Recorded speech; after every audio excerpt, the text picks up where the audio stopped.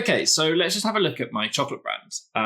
And we're going to look at styling or finding appropriately styled props for my brand. So my chocolate brand is intelligent, it's poetic, it's like quietly confident, it's earthly.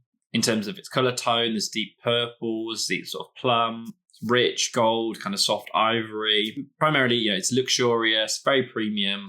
So I'm going to try and select some props that align with that. I know based on the image concepts, so a list of the props that I'm going to need.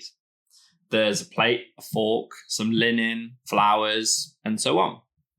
So then the next job for me is to then go out and try and source props in this nature. So like we created the mood boards earlier on in our brief, maybe at the time we were smart enough to create one. Maybe at the time we happened to create one that was particularly for the styling. If we didn't, we can go ahead and do that now. And I'm going to show you how I've collated mine. And remembering some of those tips that I said earlier about the best places to go out there and actually find where we can get that inspiration. Okay, so the first thing I'm going to do is go down to our brief. And I've selected 4 items that I know I'm going to need for my image.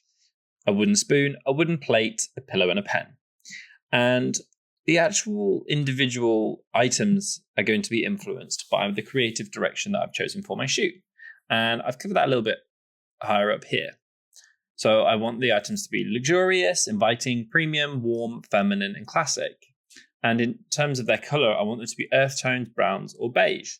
And not only is that going to influence the actual overall look of the items, it's going to influence the overall look of the entire imagery. And if we make sure that we always apply these keywords to all of the visual aspects of the image that we choose, this is how we start to create a consistent visual theme and brand. Now that I know what I'm looking for, a wooden spoon, the best place to go, in truth, is if you can find them in the real world.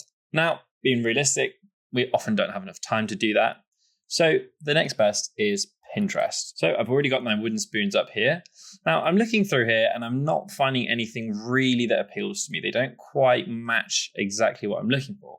So let's start to add some of those keywords in. Okay, much better. This spoon here I think would be ideal for what I'm picturing for the shoot. So what I'll do is I'll go ahead and download the image. Now I'll now repeat this process for the rest of the items.